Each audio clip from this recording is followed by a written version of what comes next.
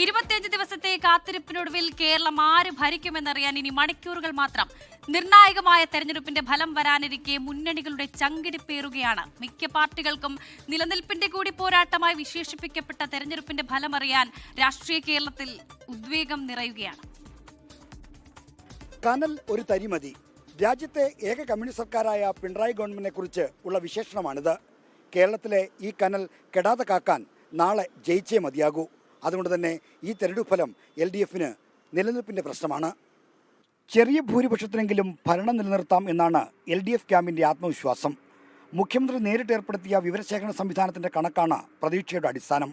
ഫലം എതിരായാൽ കേരളത്തിലെ ഇടതുപക്ഷത്ത് കലാപക്കൊടി ഉയരും. പിണറായി യുഗത്തിന് അന്ത്യം കുറിച്ച് CPIMൽ വലിയ പൊളിച്ചെഴുത്തിനും തോൽവി വഴിവെക്കുമെന്ന് തീർച്ചയാണ്.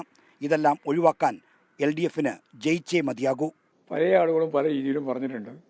100+ പറഞ്ഞവരുണ്ട്, വനവാസം പ്രഖ്യാപിച്ചവരുണ്ട്, BJPക്ക് 7 മുതൽ 14 വരെ സീറ്റ് കിട്ടുമെന്ന് പറഞ്ഞവരുണ്ട്.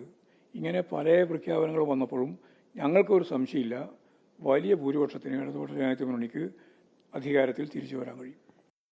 അധികാര നഷ്ടത്തിൻ്റെ വരണ്ട കാലം കടന്ന് വിജയതീരമണയേണ്ടത് UDFനും നിലനിൽപ്പിൻ്റെ പ്രശ്നമാണ്. തോറ്റാൽ കോൺഗ്രസും മുന്നണിയും വലിയ പ്രശ്നത്തിലാകും. ജയമല്ലാതെ ഒന്നുകൊണ്ടും തൃപ്തിപ്പെടുക വയ്യ. 80 മുതൽ 90 സീറ്റ് വരെ നേടുമെന്നാണ് UDFന്റെ ഉറച്ച പ്രതീക്ഷ.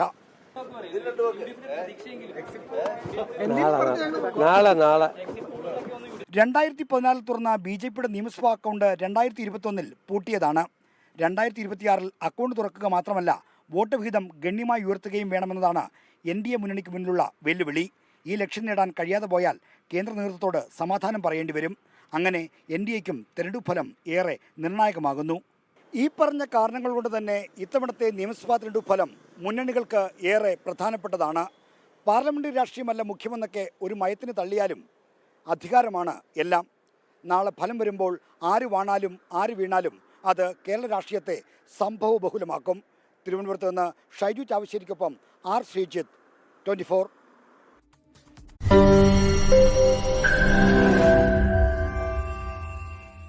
ലോകത്തെവിടെയായാലും ഏത് സമയത്തും 24 വാർത്തകളും ഓഗ്മെന്റഡ് റിയാലിറ്റി പാക്കേജുകളും എക്സ്പ്ലെയിനറുകളും വിശദമായി കാണാൻ ഞങ്ങളുടെ YouTube ചാനൽ നിങ്ങൾക്ക് സബ്സ്ക്രൈബ് ചെയ്യാം.